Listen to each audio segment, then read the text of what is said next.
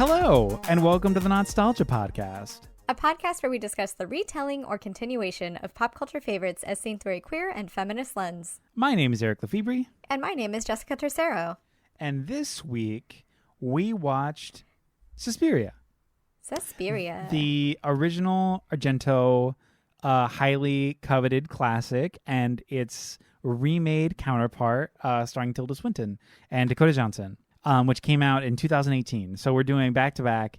It's still October. We're still scary. We're really diving into the scariness, Jess. I know that this has been a process for you.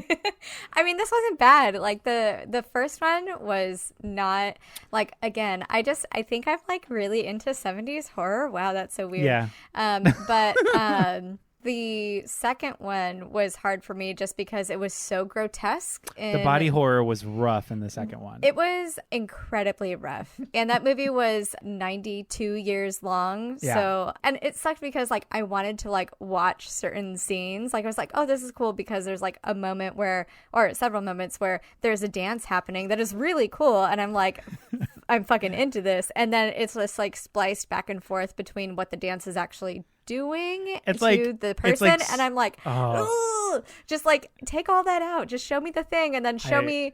Yeah.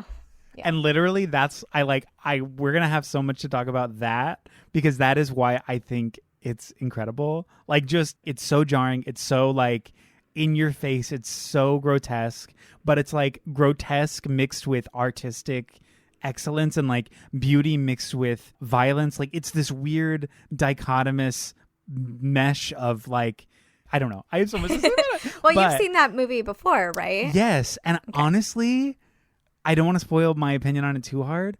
I liked it the second time way more. The first time I was like, that was fine. Like that was cool. Like I liked it. I liked the scary parts. But the second time I watched it, knowing what happens, given the right like headspace and context to rewatch it, I was like, oh, it works way better the second time. For some reason, I'm not sure why. I mean, obviously I have a theory, but yeah, it was like way more of an enjoyable watch. I was so enamored and like I feel attentive during it. Oh. Yeah, I hadn't seen either of these movies, and I watched them basically like back to back, like one day, one the next one. Yeah. And they feel like completely separate stories in literally every way possible because like the first one is absolutely gorgeous, a work of art. The color associations, the framing of the shots, the cinematography is just fucking beautiful for it. And it like pulls you in with like these like candy colors and like it's so aesthetically pleasing, and I understand why that movie was like such a big fucking deal for that. Like you can see like it totally revolutionized what this was. Yeah. But the second one is just like the absence of all of that, the absence of any semblance of that, both like narratively, any sort of like funness or like mystery that was there. It felt like that was all kind of gone. It was just kind of like dreary and hopeless and monotone, whereas the first one was like, I don't know, the first one was a little bit fun. Yes, I will agree with you that the second one was less fun, but I have a lot of disagreements on like the like visually so drab, dead, nothing happening.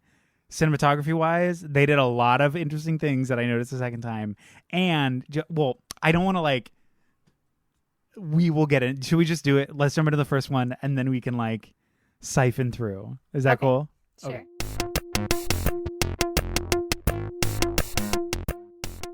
Young American ballet student Susie Banyan arrives in Germany for the dance opportunity of a lifetime.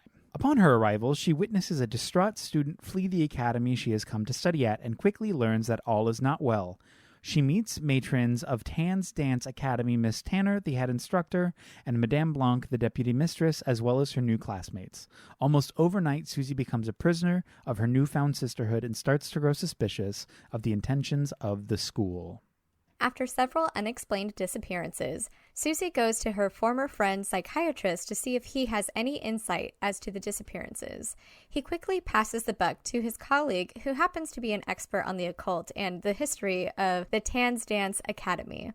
Armed with this new knowledge and the knowledge from her friend Sarah, Susie returns to school to find and expose the mysteries surrounding the disappearances and the coven itself, which she does by killing Mother Superior and unintentionally burning down the school. So Suspiria. Every time I see the word, I think of Activia. Just phonetically and syllabically, it's the same in my head. So anytime it's like Suspiria, I don't even know the jingle because I haven't watched commercials so long. It's That's literally, so of me to say. It's from so long ago too. Activia was like, it was from like 2006, 2007 Activia commercial. Activia. Anyways, yes, that's all I think of when I think of this movie. So neither of us have ever seen this original. Mm-mm. I think off the bat, to piggyback on what you were saying in the introduction, this movie is so vibrant, so colorful, and so unafraid of like being beautiful and being artistic. And like the thing that I wanted to say at the beginning to like reiterate what you were saying is in the same way that like Willy Wonka has like the door open or like Wizard or whatever, like I feel like this movie is immediately like welcome to the world of the absurd and the controlled. Like everything here is under a microscope, and the way that it's shot is so clearly that, but it feels like you're being tricked because it's so colorful and so fun. It like makes you feel like, oh, I can do anything here, I'm free to do whatever. Meanwhile, it's the exact opposite, and that like that tension really brings a lot of the fear in this and the mystery of like the brutality and the violence that's going on here.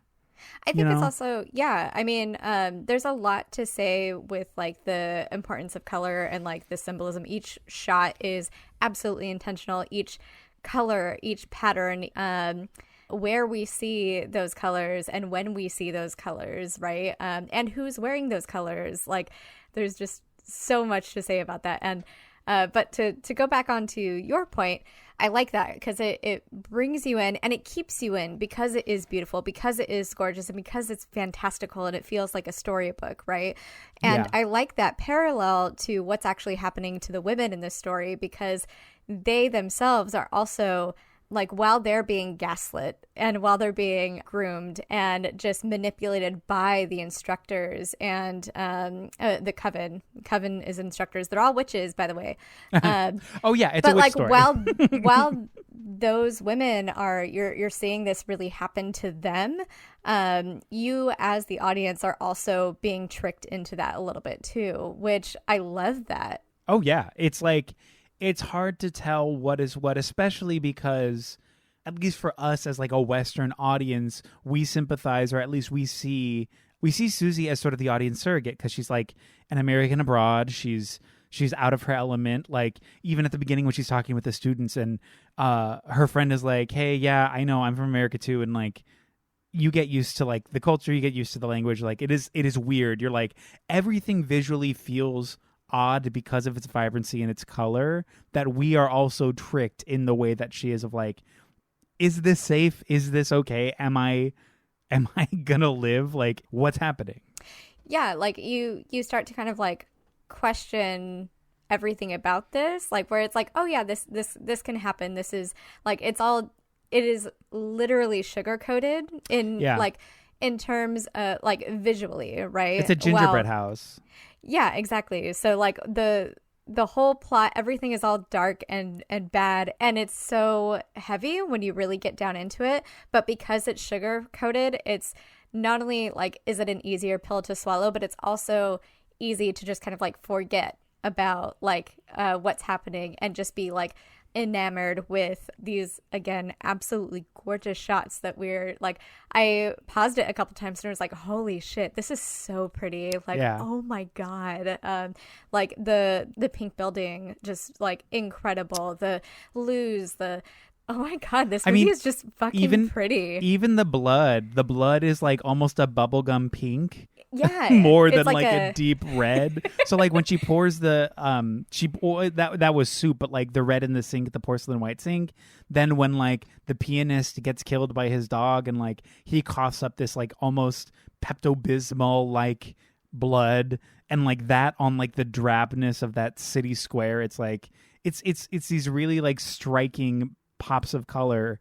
Like in the absence of color, boom, there it is. And when everything is so grotesquely over colored and oversaturated, there will be these moments of like bleak blackness or bleak absences of color to be the like pop of highlight or the visual, like that's where you need to look, or that's the most intense thing. So just that dichotomy of switching between the two and using color in a very like intentional way.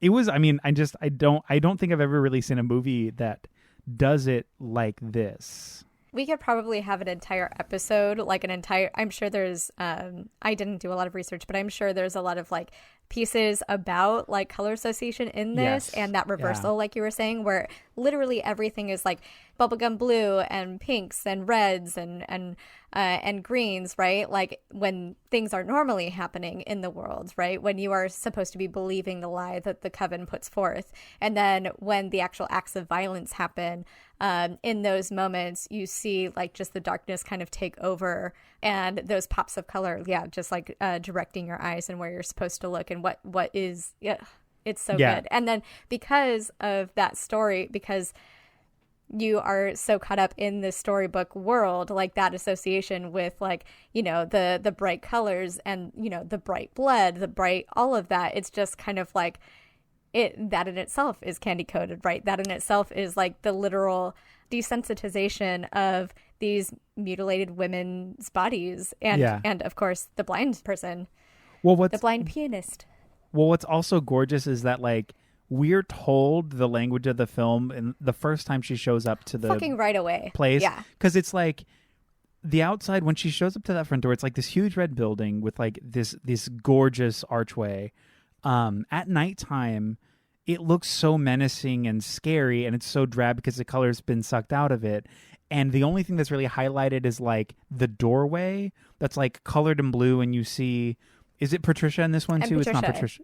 Yeah. It is Patricia? I think it's Patricia. We're going to call it, we called her Patricia in the intro, so we'll call her Patricia in this. So you see her like mouthing some words, and that comes back into play later as like a pivotal key in like Act 3. It's a whole deal. But that point of focus and color in the whole building is like nothing. We can barely see the color in it.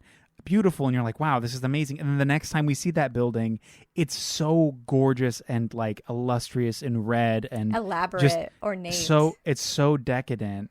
So there is this like things aren't as they appear use of color, and we're told that within the first 5 minutes, which I think is like a really, it's just like well executed. It's like so immediate, so specific. I get it, we get it, let's go. Literally every shot, every scene, and everything in this film is absolutely intentional. Yeah. I think there were some moments where maybe there's like a director's cut out there, or there, you know, some of it was cut because I feel like there wasn't a lot of payoff for all of the things that they set up. Maybe like we'll talk about the men later, but like the love interest that they were kind of setting up a little bit. Like some of the things were like put there for, I don't think that they were put there for no reason, because so much of this film was intentional, but I don't feel like those little plot strings were fully resolved or realized in this cut of the film. To dig into a little bit of like the thematic stuff, I wanted to discuss with you a little bit about the conversation of class when it comes to this movie, just by way of like early on, the sort of us versus them othering in conversation with like money specifically, where Susie is like, oh, I'm just here. And everyone's just like, well, do you have money? Where's your money? I'm only talking to you if you have money. Textually, it's chalked up as like a, what did they say? Like a Romanian thing? Or they said it was like specifically like, oh, well, that's just like a cultural part of like conversation. That's just how it is here. Yeah, that's like cultural cash. Like that's just what we do. But I feel like that felt less like a cultural difference and more of a conversation about like class privilege and power struggle and what it means to like have power and have money.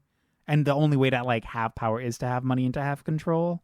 Did you get that? Sure. Like, so Susie, right off the bat, she's recognized because her aunt is also a dancer and a benefactor, right? Yes. So that means, okay, you have money, you can come in, you can be here.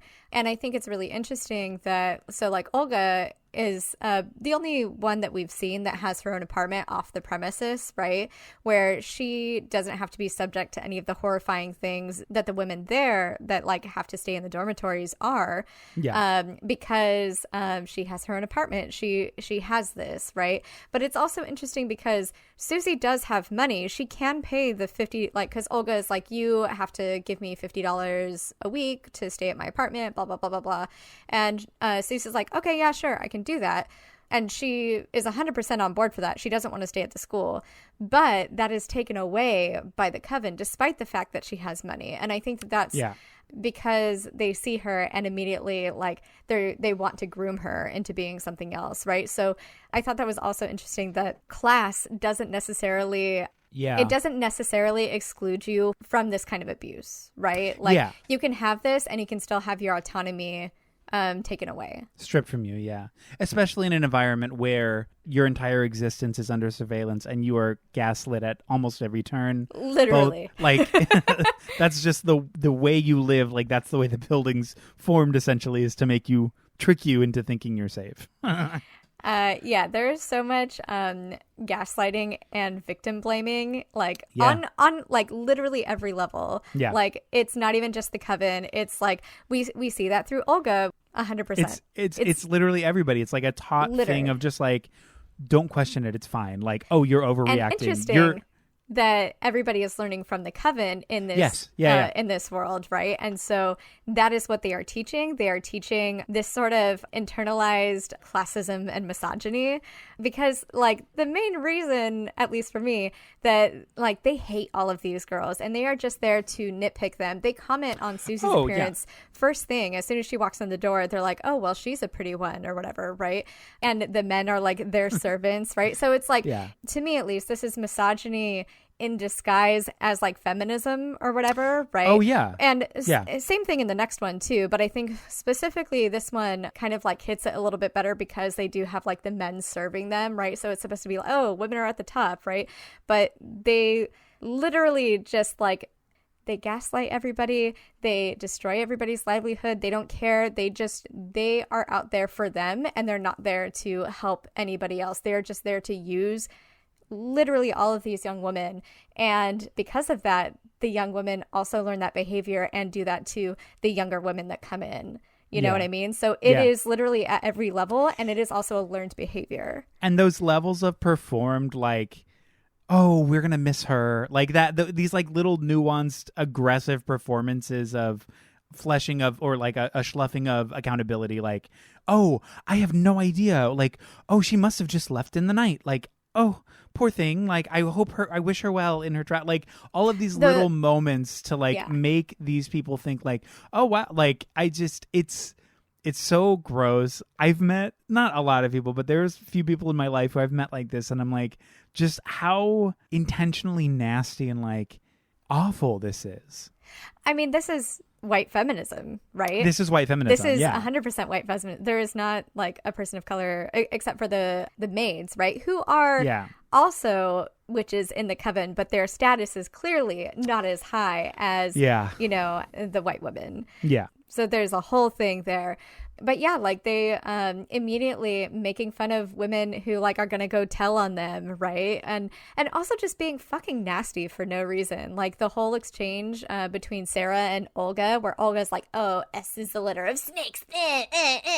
So they're like, there's like already like you walk into this space, and even though like it's supposed to be a safe space for women, right, where women are elevated, but we can see that nobody trusts each other and nobody is nice to each other. Nobody is a friend to each other. And it really is this this environment where, again, like another illusion where it's like, oh, you're safe in the company of women, but you clearly aren't. Like, and this is what we get so much again with film, where it's like, women can't be friends, guys. Don't you know this? Yeah. Women can't be friends. But in this instance, it's because we are seeing a patriarchal classist structure. Yeah. Again, it's misogyny, patriarchal misogyny disguised as feminism through the lens of femininity. Like that's the crux of it. At its base, at its core base, it is patriarchal misogyny. And to build on the just visual metaphor of a pit full of razor wire That it's like dying by a million little cuts, and you get pulled back over and over again.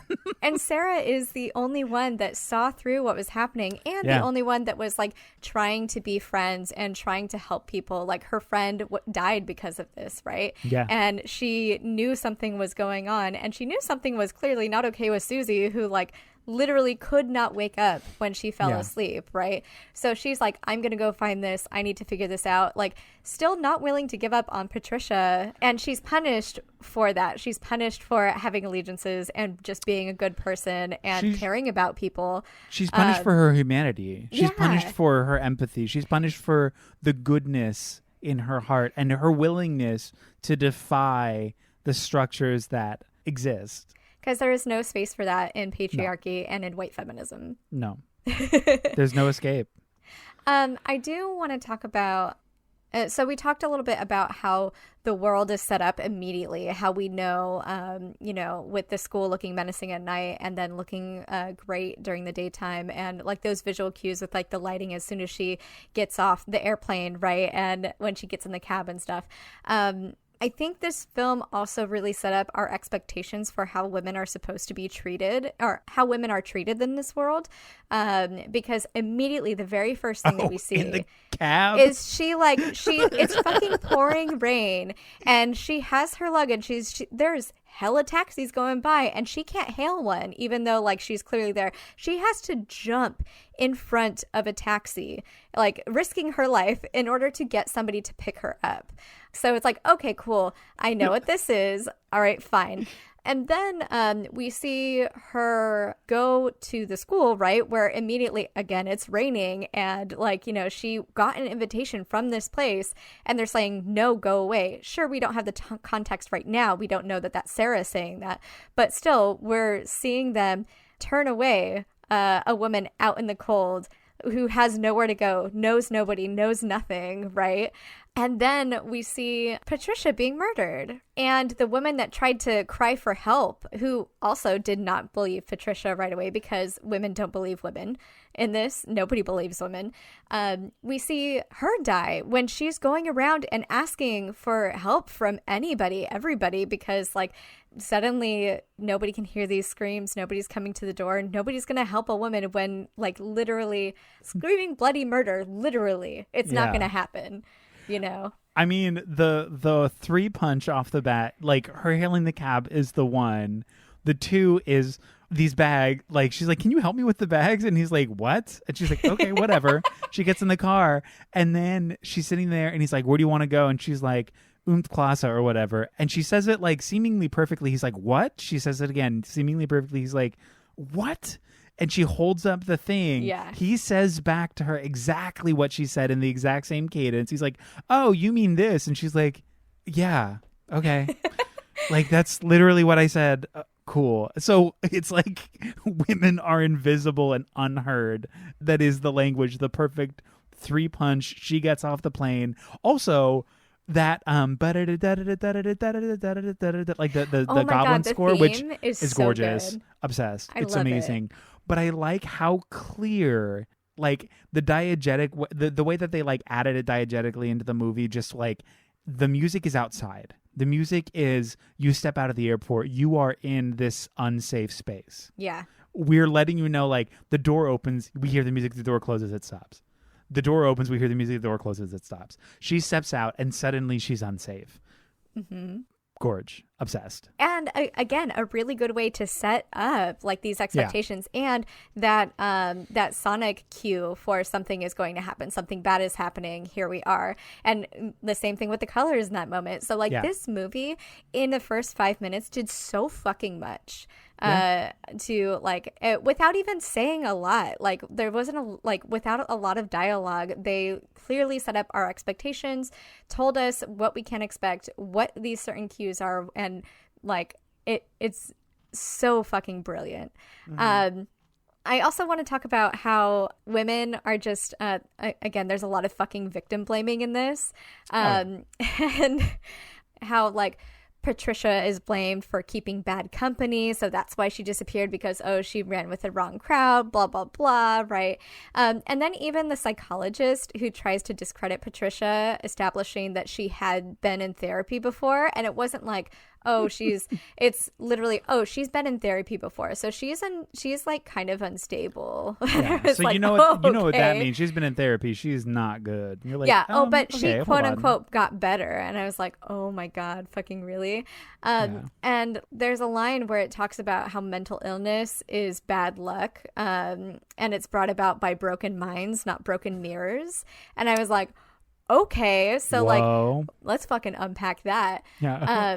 And then I think that was said by the occult guy, I think, not the the psychologist, I think, said it. I don't know. It was one of the men, of course, one of the men talking about a woman and her mind and how that works. Right? I think it was the younger guy before he's like, hey, I have an engagement. Here's my friend. Peace. Yeah. And then he gives us like all of the context for the school, right? It's like the exposition scene. Yeah. And then the old guy is like talking about how witches are like negative and destructive, which like white feminists, what's up? And how they can change the course of events and people's lives, but only to do harm. Their goal is to accumulate personal wealth, and they have to inflict pain to get it, basically. So that is white feminism 101, right? Oh yeah. Like, without a doubt. Yeah, I will say that whole sequence did feel a little like, I wish that those moments of conversation were a little bit more subtextual than like overt. This like, I have questions, I have answers scene. You know what I mean? It felt like, because it was so mysterious, and I think it was like off to like such a really like good. Like, it was like setting a really good pace, and then all of the mystery stuff, I was like, cool, it's mysterious, don't tell me yet, like let's figure it out together. And then suddenly it's like, oh yeah, the three mothers and this and then that, and also like there's a history here, this person anyways, and you're like, oh, okay.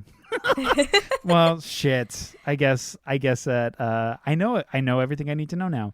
Not to say that it discredits like anything else that happens, but I think it's also a different way of writing from it's a different way of writing, right? Yes. Like that, I feel like that was very 70s, like or like of the time, like of script writing, right? It's an early style to like make sure that people, like, you're not losing people too much in like the auteurship of like this visually compelling thing. It's like it's kind of talking down, but I don't know. Sometimes it works if it's necessary, but like oftentimes I feel as a viewer, I'm like, I don't know. I'm like, just let me be dumb. Like, let me be dumb. Even if I don't get it, let me think about it. Let me stew in the unknown. Let me stew in, like, don't be like, yeah, here's this, A equals B equals C. Cute.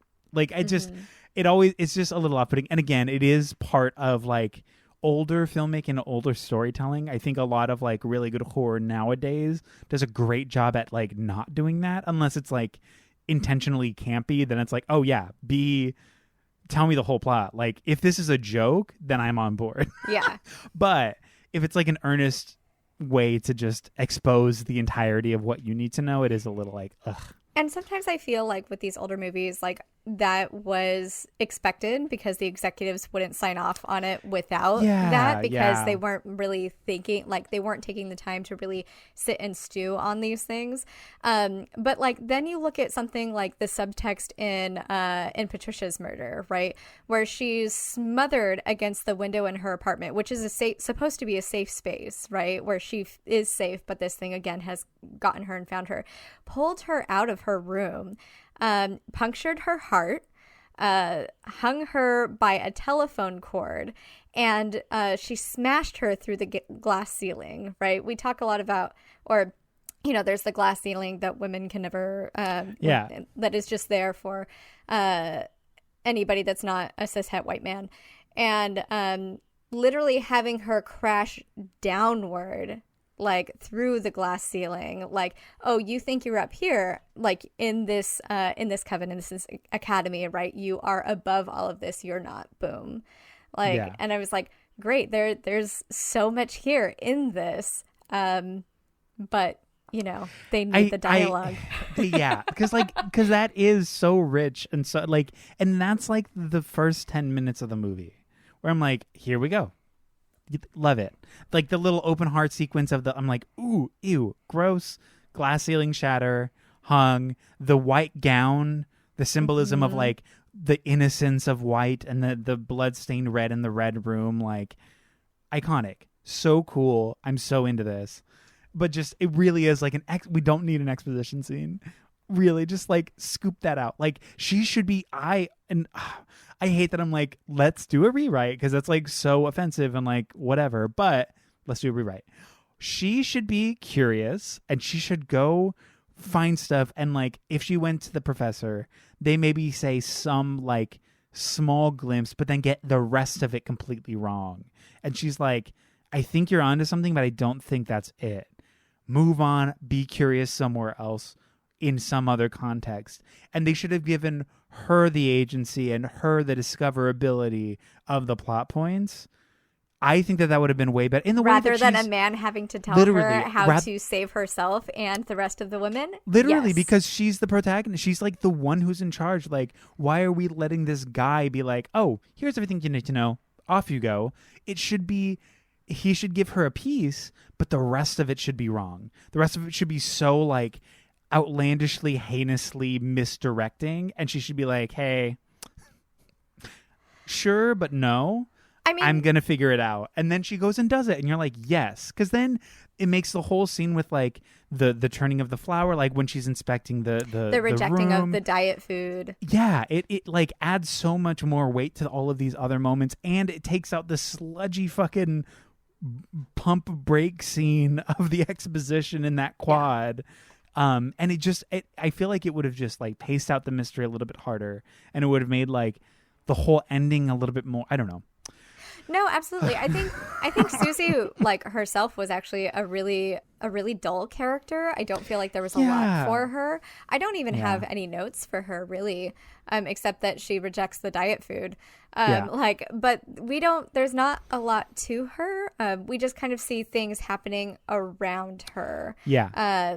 And everybody else, I feel, has a lot more substance than she does. She's just kind of like there, and she doesn't even seem really particularly interested in any of the things. Like that's all Sarah. Sarah is like fucking in it, trying to get her friend to be interested in this, but like she can't. She's just kind of nothing. And I wonder how much of that, like, you can do that, fine, but give us a little bit more context, because maybe that's the diet food, right, that she's on, which like the wine was totally blood, but like maybe that's here. Let's dive into this. She's like a husk of who she was. Like, give us a little bit more personality before she gets there, and show us a little bit of transformation rather than nothing, rather than just pretty white girl here. You know, what you said sparked something, and I think it's so funny. She's on the Suspiria ride. Like, she is in the cart of the Suspiria ride, just going through it. And it's all happening around her, and she's like, oh, whoa, scary. Oh, no, I'm in the story. And then the ride ends, and she's like, okay. Yeah, and then she's bye. Like, wow, that was weird. That was wild. I got out of there just by the skin of my teeth. Woo! And you're like, okay, great. Go get it, Susie. There's fucking nothing to her, which is which is unfortunate. Unfortunate, yeah, because if they were going to go in the direction that the new one went, right? And maybe that was part of the intention, because this is supposed to be the first in a trilogy. Which I would be so curious to watch the other two. Yeah. Because it's the Three Witches trilogy.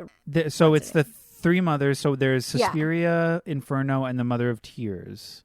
Right. And this one was Suspiria, right? Yeah. So this is all about this, which is like, cool, that's great.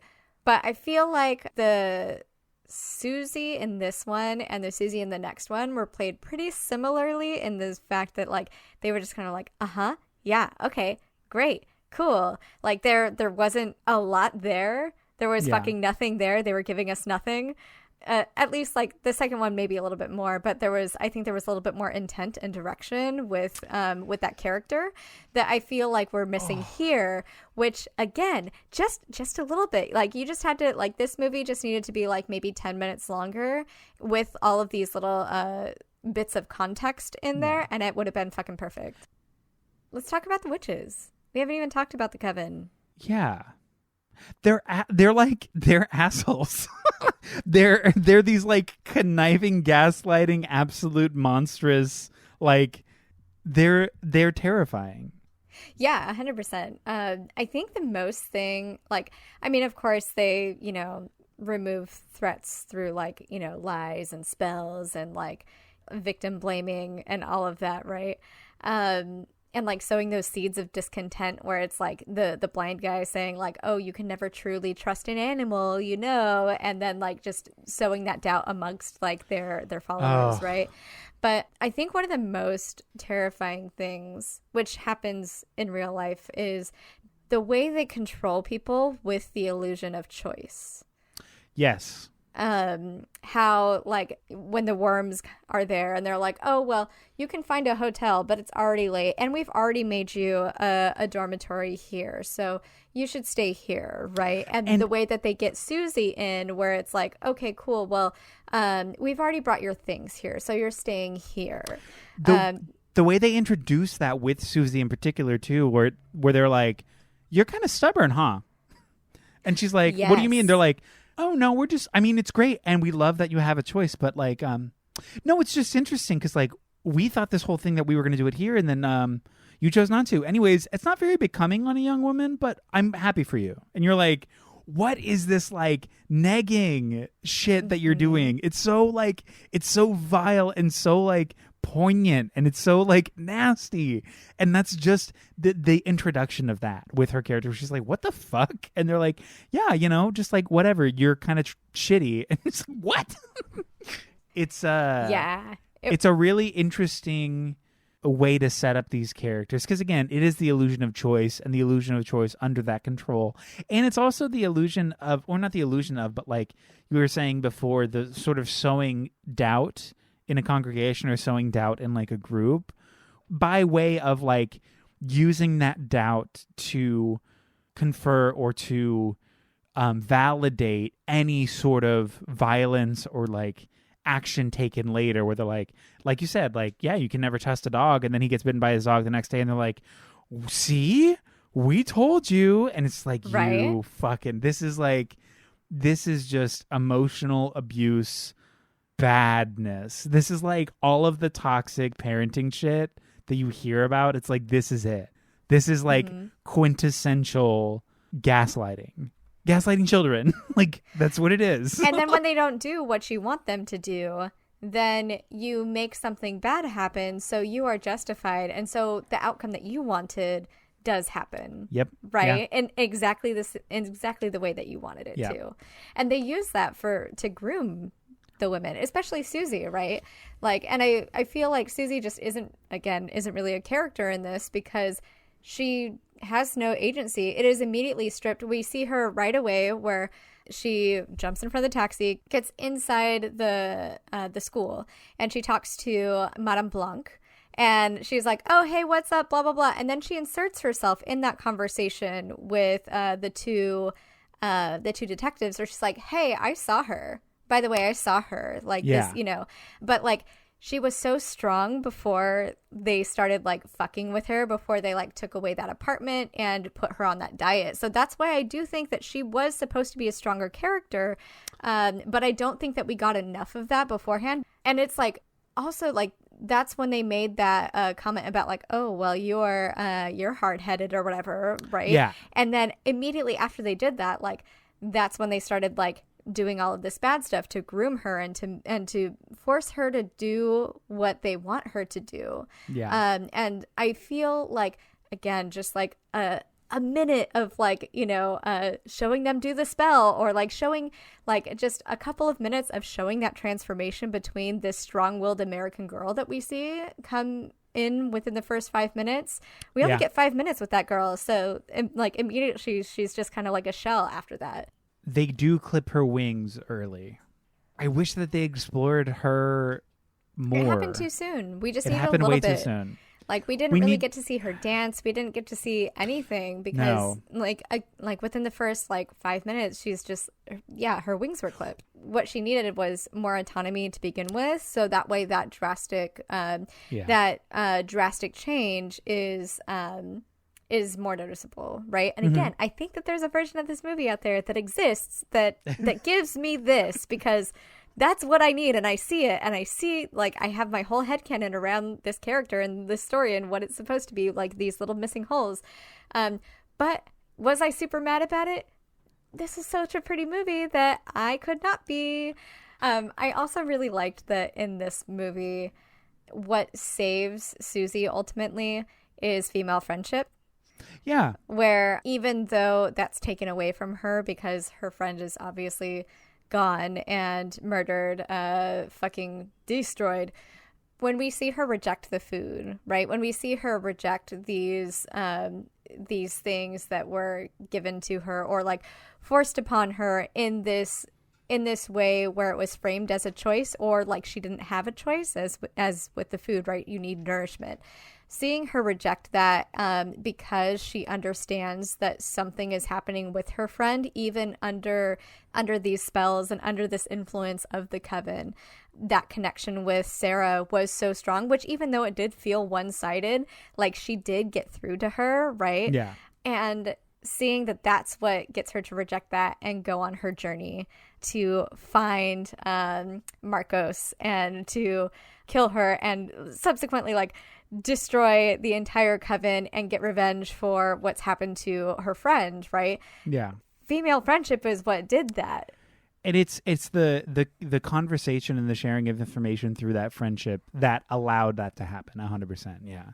Because without those tidbits of knowledge, without those conversations, she wouldn't have known about the twisting of the right. or the what is it, the lilac? No, the iris. Iris, the blue iris. She wouldn't have known to do that. She wouldn't have known any of these things if she'd... And even seeing Patricia outside mouthing those words, she wouldn't have pieced that together. No way, by herself. And it's through that friendship that she was given the tools to make that happen and to end the reign of this problematic situation. That's why female friendship is necessary in order to exist in the world and to reject... because otherwise we're all doomed. Well, that goes into the conversation of the history of gossip. You know how gossip in general is in our society qualified as a bad thing generally? Yes. I mean, it's misogyny 100%, as most things are. But because gossip was a key part of community building, especially amongst femme folks in olden days. So in a way that we're going to gossip to keep everybody up to date on what's going on, how to stay safe, who to know and who to talk to. Yeah. It was a way of maintaining community and safety for those who weren't safe, which was largely non-cis white men.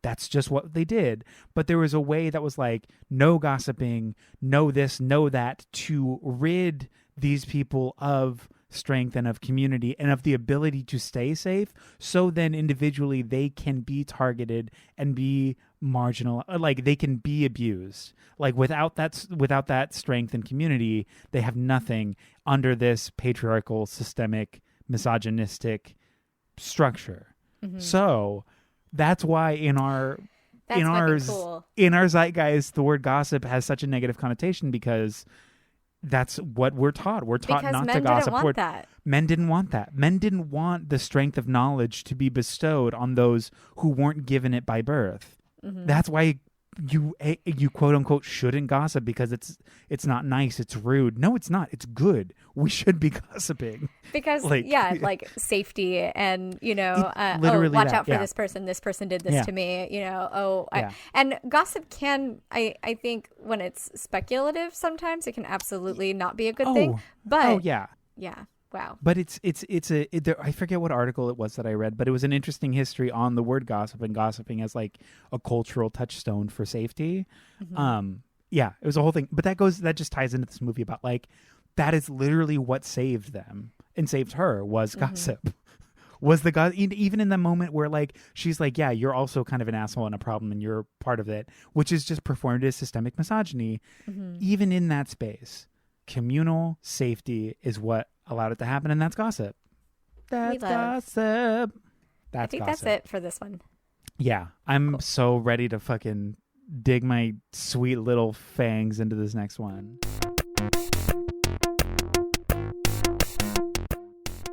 Young American ballet student Susie Banyan arrives in Berlin for the dance opportunity of a lifetime.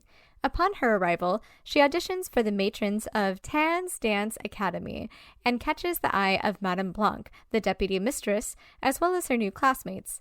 Almost immediately, Susie hears rumors of a missing student named Patricia and quickly learns all is not well. Outraged by the Academy's handling of Patricia's disappearance, Olga storms off, but is subsequently trapped in a hall of mirrors and entranced by a torturous dance that somehow connected with Susie's performance. Almost overnight, Susie becomes the star pupil of her newfound sisterhood and grows equally suspicious and excited by the mysteries within. After several unexplained disappearances, Sarah is approached by her friend's former psychiatrist to pass along notes and information about Patricia prior to her disappearance, which reveal Patricia's discontent with the matrons and details of the coven and their secrets. The school puts on a recital titled Rebirth, which ends abruptly as Sarah is injured while investigating Patricia's findings. Oh no, was Susie actually the mother of Size the whole time? And is she there to reclaim her throne and kill the naysayers in the process in a grotesque and bloody display of power? 100%.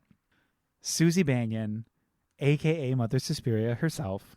I keep saying it, and I've said it several times already on this podcast, but watching this the second time really recontextualizes everything with the knowledge that she is Mother Suspiria herself. Just going into it, everybody's interaction with her changes the performance of it. It is so strange, and I don't know why. I mean, I'm assuming it's like just a good directing thing where like subtextually like it's in the performance already, but you just don't know it because you don't know that key piece of information. But like, so you know how in this, first of all, Tilda Swinton, iconic. Playing 2 roles. 3. She was also Marcus. Oh, okay. In that so suit. Marcus and the old man. Yes, and Madame Blanc. Literally no men in this one, except for the 2 detectives who we just see their penis and laugh at. Yeah, they're like, which I loved, obsessed with. Yeah, that was great. So you know how in this, anytime Madame Blanc like locks eyes with somebody, it's either to enchant or to like scare. And especially with Susie, she'll just like lock eyes and be like, it's this sort of like command tactic of I'm in charge and I like need you to like look at me and see me. I need you to pay attention. Mm-hmm. With the understanding that Susie is actually Mother Suspiria, that entire context changes. The way that she looks at Madame Blanc, it changes the power. Where when she looks at her, by the way that Dakota Johnson's acting, she is making Madame Blanc look at her. She's the one in control at all times, which is so different than the first time I saw it. Like even, and it becomes more evident the more it goes on, because like even when she walks in, there's like these moments of glances and the way the camera zooms in on Dakota Johnson's face and like all this stuff. But like the scene specifically when when Susie defies Madame Blanc during the dance rehearsal, where she's like, hey, I know that you want me to do this, but honestly, this is a better move. And shouldn't we be doing this just based on like whatever? To me, solidified like, oh yeah, she is in charge. Because in that same moment when she's like going down to the ground, we later see that Death, or is it Marcus who's reaching their hand up and like touching the bottom of the floor? She knows what's down there. She feels it. And so her being like, shouldn't I be on the ground? Shouldn't I be like down here and like touching the floor? It's a very clear power reversal saying, I am letting you know that I am in charge and I know what's here because I am all of this. I only exist in this space. You are here in service of me. I am not here in service of you. And it's really that moment in particular is really great because Susie isn't just like, oh yeah, whatever. And then I just feel like I should do this. She starts off by saying, I feel like this is what I need to do. This is where I want to be. And then goes into saying like, the jumps are opposing the structures. It's like the resistance is more emphatic. And she's like using this terminology where she is not the pupil. She is the instructor in that scene. And seeing Tilda Swinton, Madame Blanc, seeing her just be so, you could tell like right away, at least from my watch, because I'm first watch, right? She's entranced by her, like, and drawn to her, but also like terrified. Like she knows that she is something and she is someone. And she knows that she's more powerful. So the way that I saw both of them is like, Blanc, you know, is used to this other power structure, and then seeing this person come in, she's trying to figure out where she fits within that, right? And that scene specifically too, where Susie wants to be on the earth because she feels the witch below her.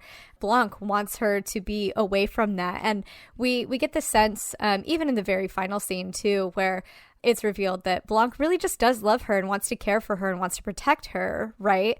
She's also like, she wants to protect her. She doesn't want her to go and be, she's always telling her, you have a choice. You do not have to do this. You don't have to do this. This is not for you. It's okay to say no. Even when all is revealed and they're down and they're doing the dance and she's about to, Marcus. And Marcus is like, yeah, come to me, blah, blah, blah. Yeah. But to me, it seems like Blanc was the most true witch of them all, even though she does die. She doesn't die by the hand of Suspiria, of Susie, right? She dies.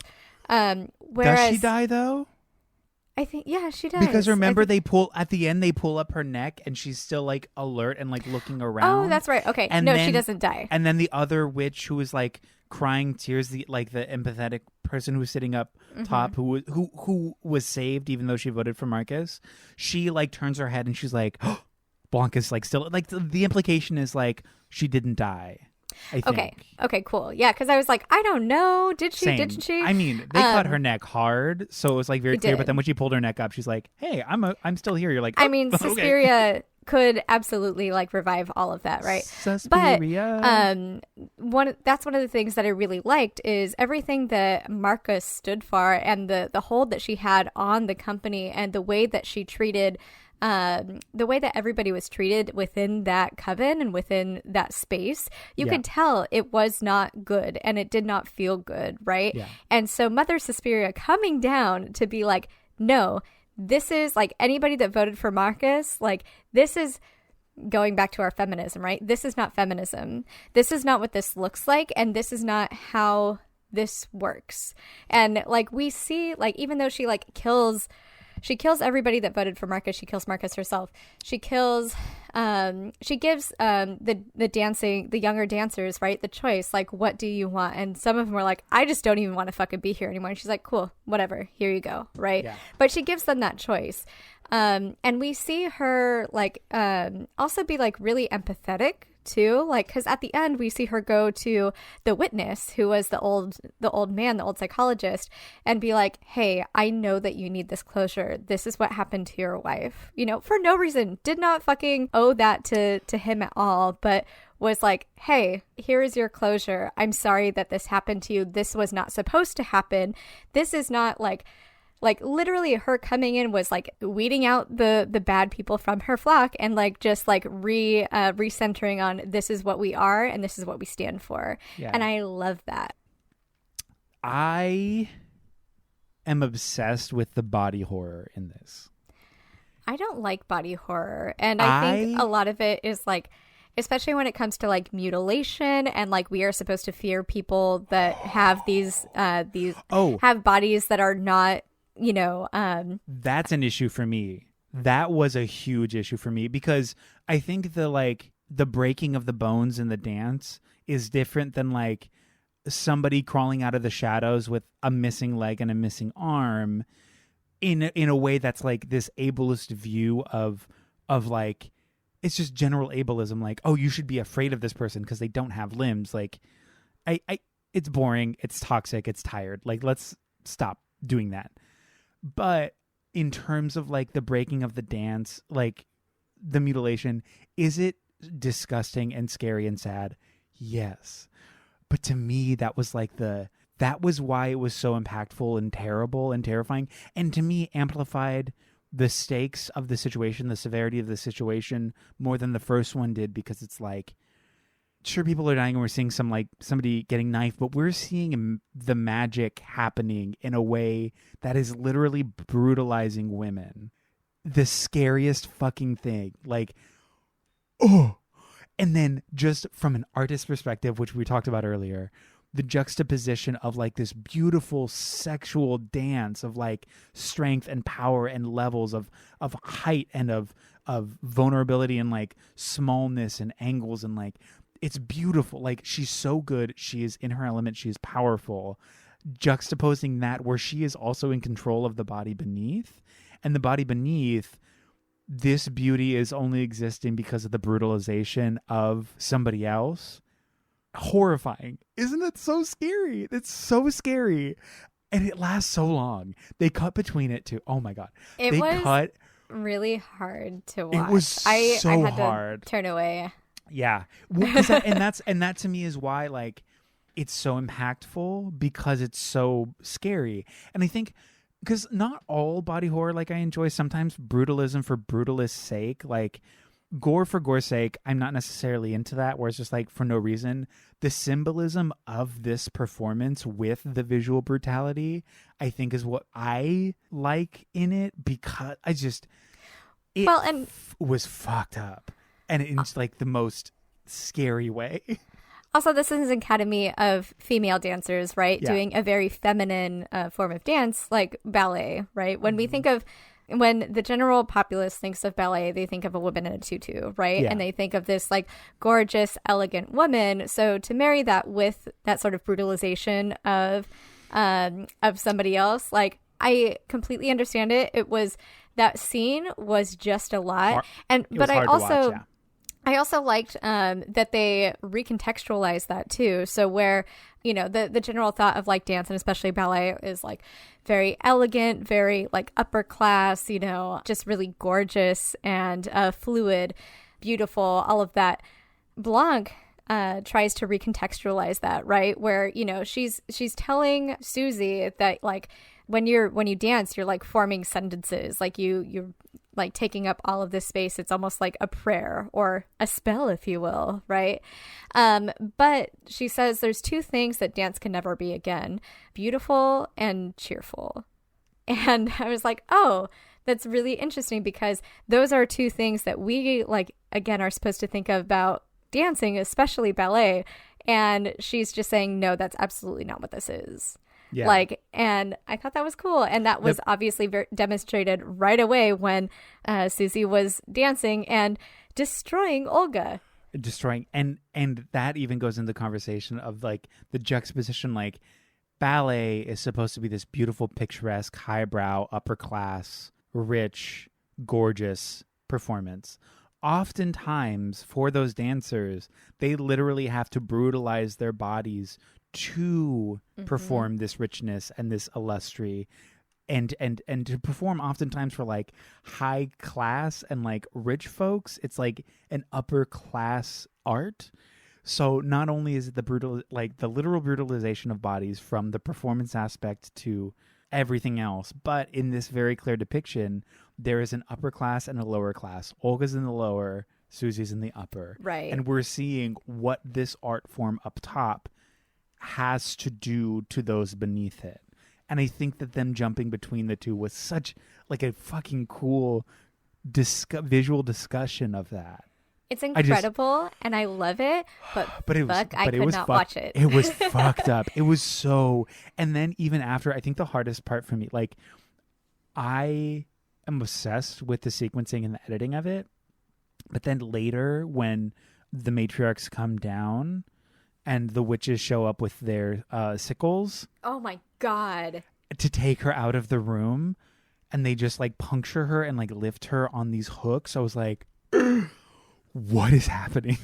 It was so fucked. So fucked. And the fact that she was still alive because of that spell. And kept alive. Disgusting. But I can't, like, and then even some of the other, like, scary like, when Sarah's investigating down beneath and she sees Chloe Grace Moretz, she sees Patricia, and she's like, oh my God, I can save you. And she's also like, just let me die. Like, I don't want to be, I should be dead. What the fuck? And she runs away. But as she's leaving, they open the holes on the floor and she falls in and breaks her leg. Like, just the way that that looked, I was like, this is terrifying and so cool. Like, and then even too later when like Dakota Johnson like opens up her chest, like literally like rips it open, and you hear the souls of like who knows how many people inside of her crying out, and she just like stands there open-hearted like, I'm back. I'm like, this is so fucking sick. I am obsessed. Okay. It's really interesting. I didn't even read into that, where she literally opens her chest and opens her heart, and that is when she is her most powerful. Yes. That's cool. And then there's the conversation of like mercy. If she is this queen of mercy and she is there to sort of cleanse this space of rotten misogyny and speculation and gaslighting and toxicity, she is the mother of mercy and the mother of empathy. So she is there fully open-hearted, full open breast. I'm here. I'm present. Iconic. Also, very Iconic. Sexual. Like, so sexual. Holy oh my God. shit. Like, basically any time that she is like dancing, like she's talking about like, ooh, I felt it inside me. And like, oh, I felt like this is what it must be to fuck, but not a man, an animal. Like, this is fucking for me. And I was like, oh shit. And literally all that time too is why I was like, I really liked this, because it was like the embrace of sexual power, the even when they're like, no, it's not that, like the just her ability to dig deep and to be vulnerable and sexual in these spaces in such like this confident way, in such a powerful way. Like, it just, that part of the dancing that like wasn't really in the first one. The first one was just like, and one, and two, and step, and like, cool, sure. But in this one, it was like way more carnal. It was way more like hungry. And I like, all of that was just so cool. And I honestly like, the first time I didn't like this. This time I did. How cleansed of color everything was. I feel like that's that's like one of the hugest things about the differences between these movies. One has no color, the other is all color.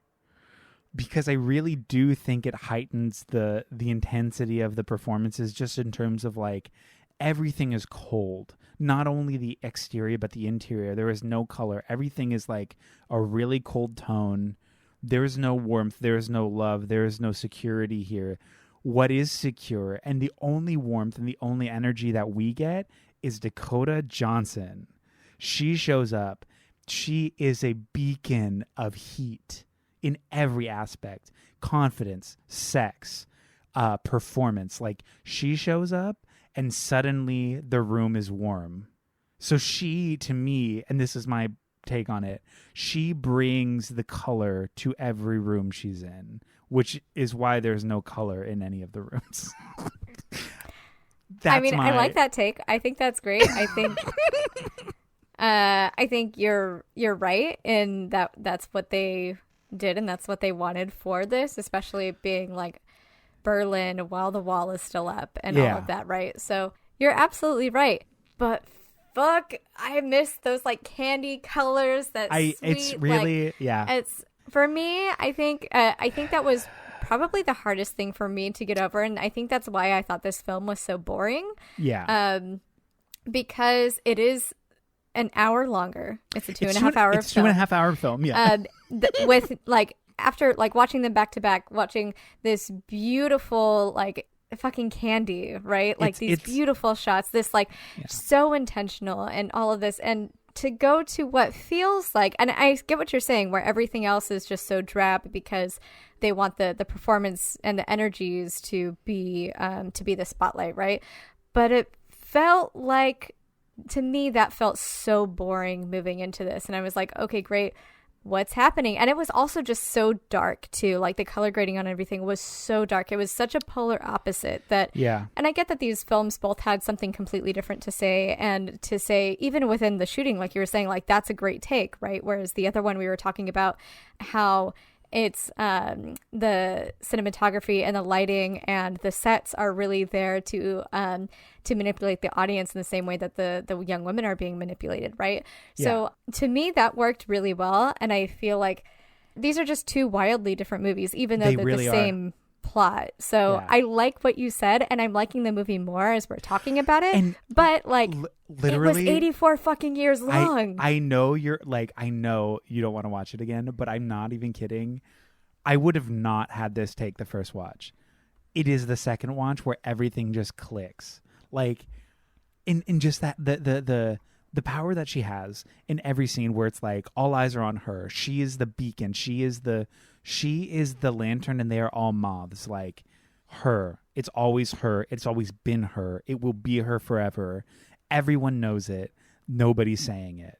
And also, love that the song that they're dancing to in Volk is the Goblins arrangement from the first one. Yeah. I wish personally, I didn't care for the Tom York orchestration. I didn't give a shit about that. Yeah. I did not care about it. It was kind of forgettable, pretty mediocre, whatever.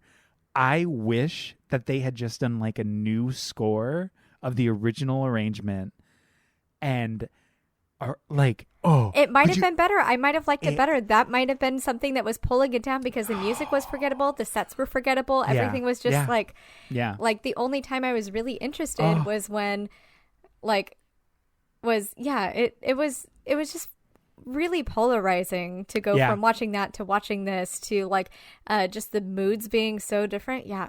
Just give it maybe a different score. I would have had a different feeling. I don't know. But like also like right away this film goes into and define and tells you what the whole fucking movie is about, where you see this beautiful cross stitch on the wall where it says mother is a woman who can take the place of all others, but whose place no one can take. Then I was like, okay, so this is all right, I guess. And then by the end, like rethinking about that, I'm like, oh shit, that's incredible, because that's exactly what she was doing. She was coming in to rid this space of the false mother. And that's why she was so drawn to Blanc, right? She's like, I had to see you dance. I was punished, but I had to see you. And she's just always been drawn to Berlin, right? Because she's like, okay, I got to get here. But she always knew that Tilda got her back, right? Like Tilda knew what was up and knew what was right, and was like from the get-go like, hey, cool, this is what we're doing. And I love that in the sequence where they're all voting, she's the only one who abstains. The only fucking one. Because everyone else is like, you get Blanc, you get Marcus, whatever. And she's like, I don't like this system. I'm not voting. And it shouldn't be. What am I going to do? Vote for myself? Like, literally, she's not going to be. She's like, whatever the rest of the coven wants. This is where I am. But I am not going to take power this way. This is not who we are, and this is not how we do this. Yes. And she's not trying to cheat death. She's not trying to gain more power or do whatever. That's all Marcos, right? Yeah. And all of the missteps happen because they have to set this thing up for Marcos, who is like literally leading the coven to destroy itself. Yeah. Yeah. Oh my God. I know. It's like, there's some really good stuff in this movie. Dakota Johnson did such a good job. I'm so impressed. Wasn't Marcos trying to say that she was one of the mothers too? Like she was like, I am, or was like... Marcos was? Yeah. Yes. I feel like, so she was like, I am this. So like, she was assuming power and pretending to be this person. And the only time that she stepped back from that was in the presence of Suspiria herself. And she's like, wait, fuck, no, it's not me. Anyways, take pity on me. It's like, no. Yeah, no. Bye. Also, the literal summoning of death, excuse me, death, incarnate death, the embodiment of death as a person, as like a anthropomorphized figure, wild. And I just love, it's so silly, but like the kiss of death, mwah, chef's kiss, obsessed. And I know that like that whole again, scene was so brutal. Owning her sex too, right? Yeah, owning it, and it like. it's owning her power, but it's also giving people a choice, or those who deserve a choice, right? Right. Like her friends, these young women, like, what do you want? Mm-hmm. They're like, I just want this. She's like, I can do that. And some of them were like, I want to be here. Some of them were like, nope, I didn't sign up for this. And she was like, great, absolutely, whatever you want. Like, yep. You have this choice and nobody can make this choice for you. But the only people that to give it to you. The people that did not have the choice were the ones that worshiped the false mother.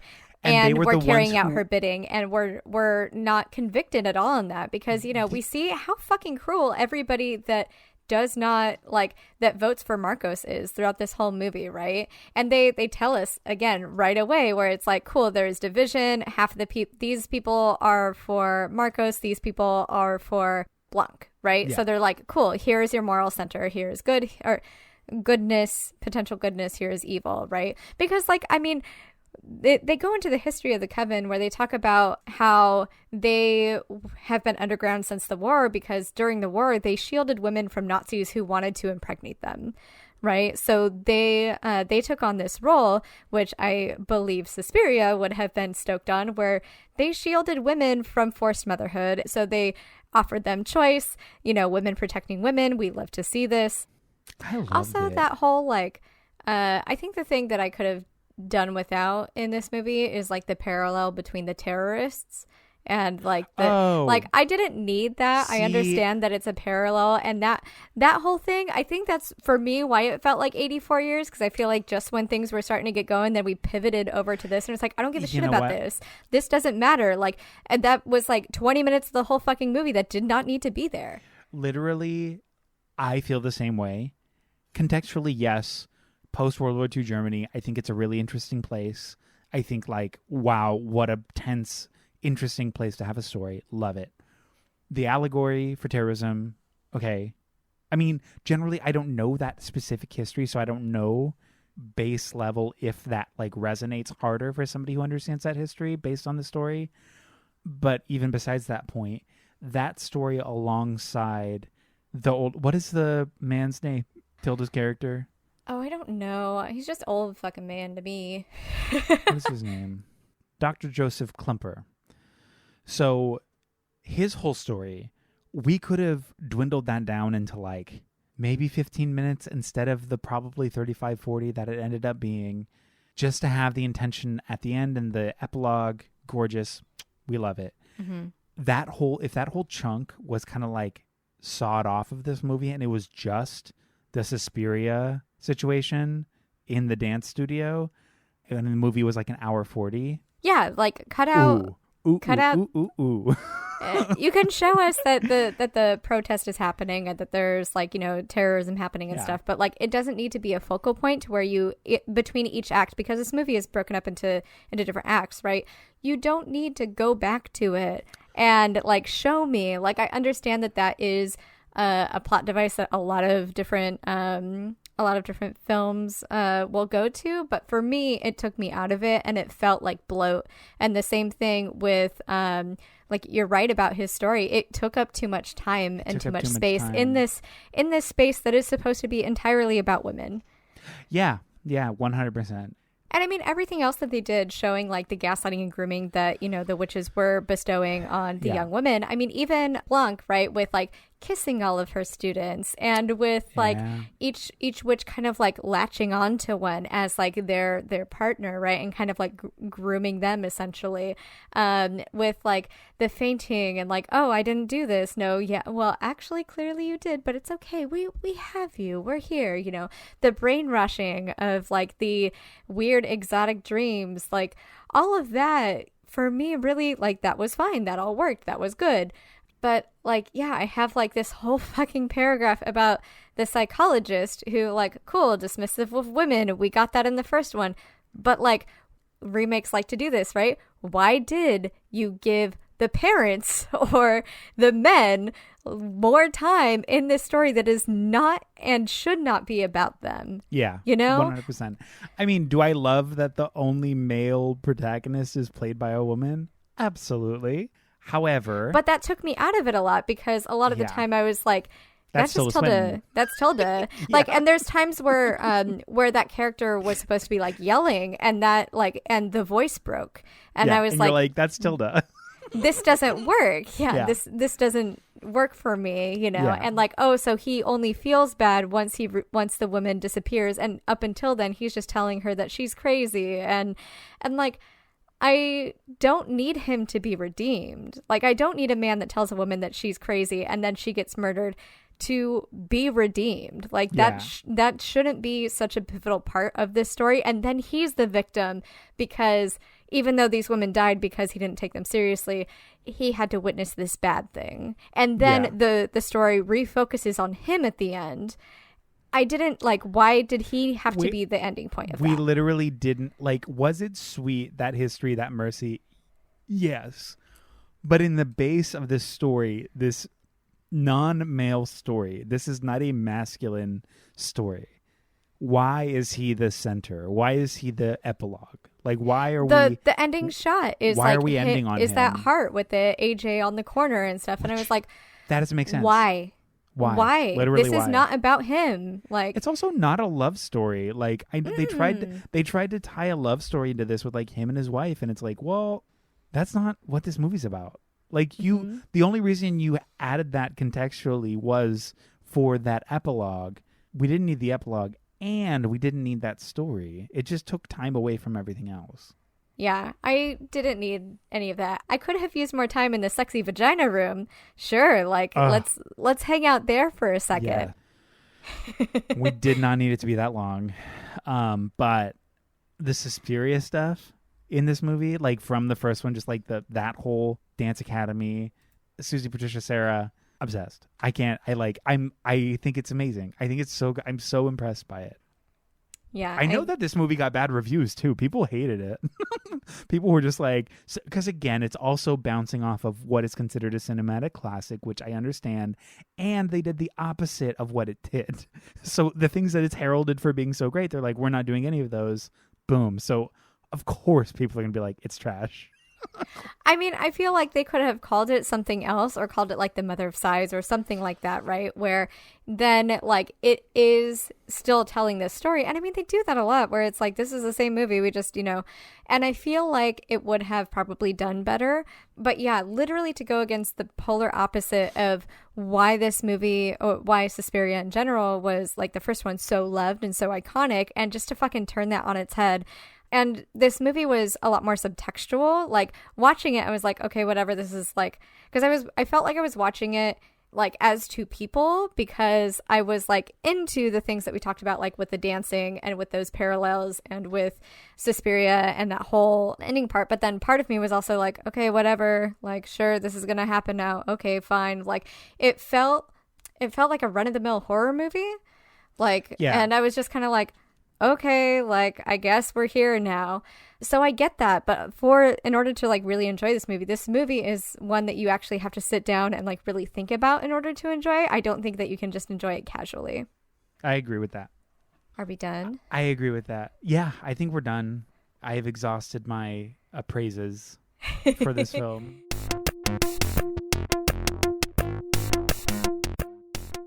Eric, we're back. We are back. The original 1977 Suspiria, who was it for? It was for art students. I think. No, it was for consumers of hallucinogenics. Maybe. Interesting. Who do you think it was for? Oh, I think it was 100% for film students, for the high arts like level of study. It is just so beautiful and so intentional and so it is a product of its time, but like also so ahead of its time in some of the ways that it was doing. I don't know. It was just so visually interesting. Yeah. And like interesting on all of these subtextual levels that are really satisfying to go dig in and think about. So that's absolutely who it was for. Did you like it? I did. I really enjoyed it. I honestly wanted to like it more.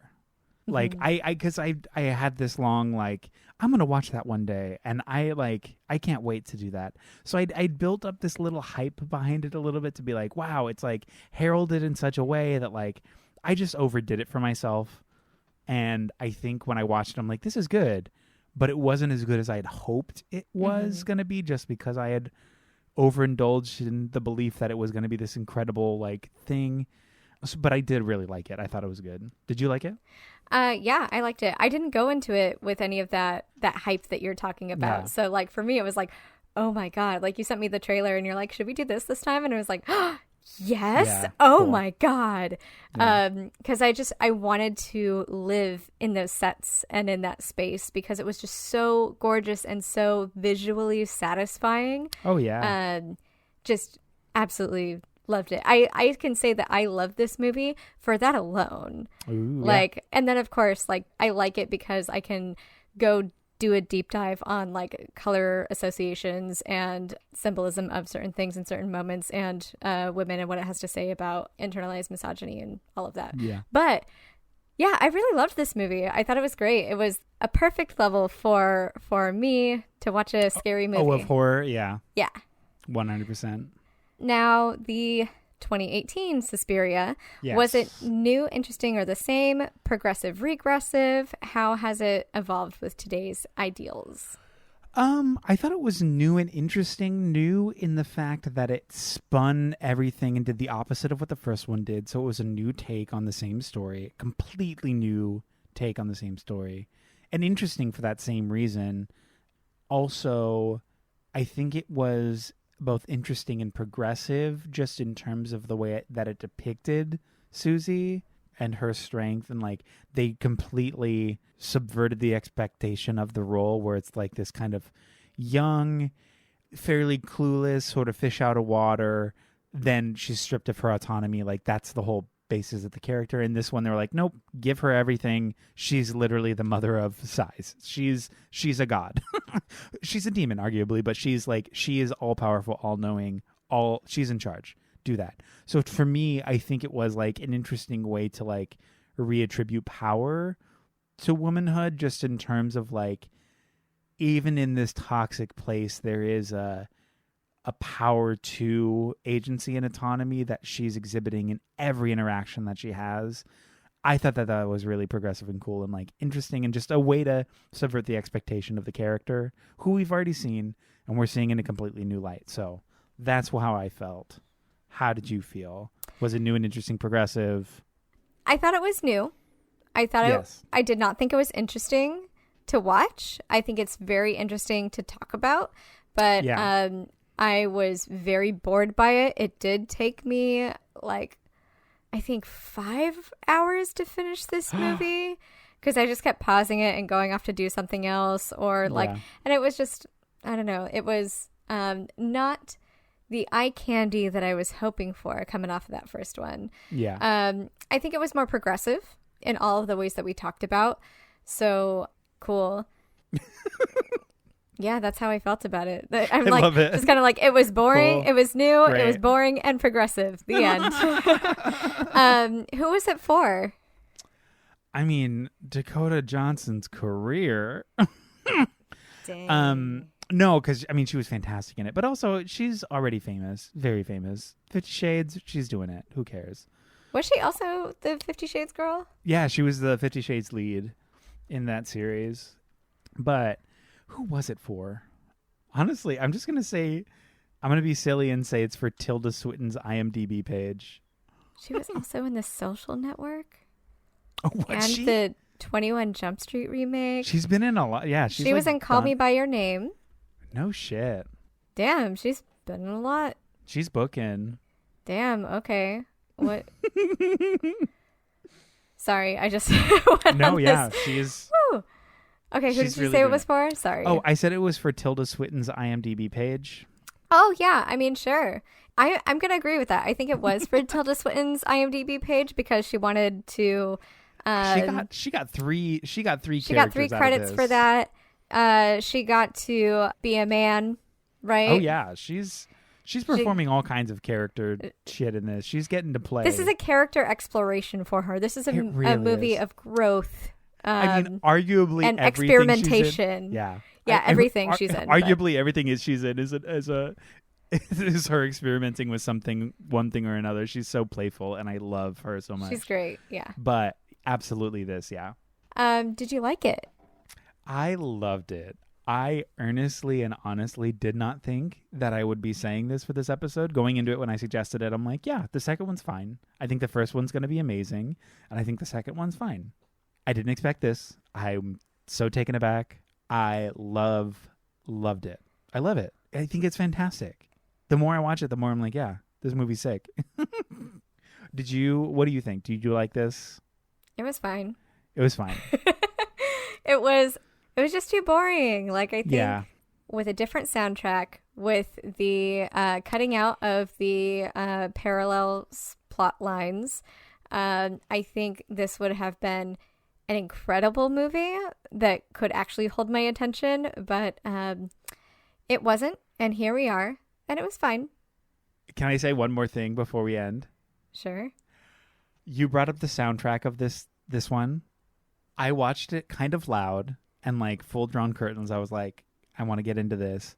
The breathing, the breath work in this movie, that is as a soundtrack, as like a backdrop sound to like these moments where it's like and the pounding and the pounding, like, and I was just like, that's the soundtrack, and I'm like, stop. Upset. I like it. Like the first time I watched it again, I was just like, oh, that's weird. Like I kind of didn't like it, but this time I was like, it's so good. I loved that. So that's when I was drawn into those moments when it was like, okay, there's no music, right? And it was kind of like, because the witches were like stripping these women of the things that they knew, right? To distill them to their essence. And so like, I loved that. I loved like sonically and visually, that's when I was drawn to the screen. But then we have like Tom York singing a little sad guy, and I was just really? Like, all right, whatever. I didn't need that. It was just like, I'm singing a song and I'm in Radiohead. And you're like, shut the fuck up. He's in Radiohead, right? That's Tom York? I think so. Wait, let's look it up. I'm making a dumb joke and I don't even know.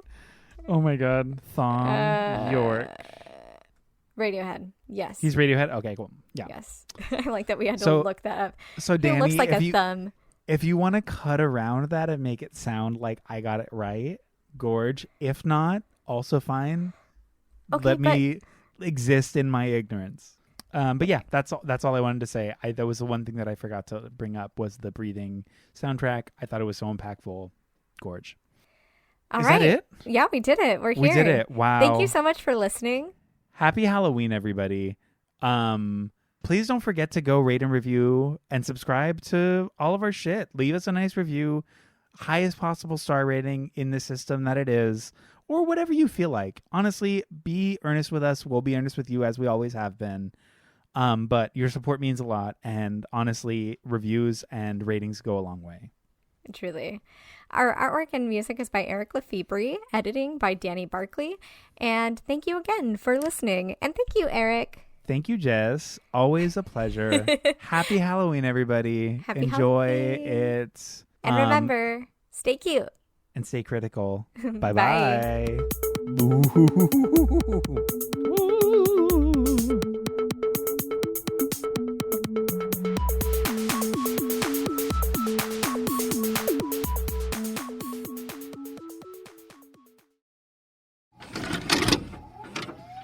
This podcast has been brought to you by the NOTstalgia Network. Visit the NOTstalgiaNetwork.com for more. You enter the dungeon and see the evil wizard pointing his wand directly at you. He says, "Show me a funny and delightful actual play Dungeons & Dragons podcast, or I'll consume your souls!" What do? I take out my phone and find Quest Friends Forever on Spotify. I show him how to find Quest Friends Forever on Apple Podcasts. I share the Quest Friends Forever Instagram and YouTube pages with him. And you all get critical hits! Yay! Quest Friends Forever is an actual play podcast starring 4 friends with varying levels of Dungeons & Dragons experience. Join us for new episodes every other Wednesday as we embark on fantasy adventures, play fast and loose with the rules, and laugh at each other's shenanigans. No prior D&D knowledge is required to listen, so everyone can feel free to join the fun. Quest Friends 4, that's the number 4, like how there's 4 of us, ever. Find us on Apple, Spotify, or wherever you get your podcasts. That's Quest Friends Forever.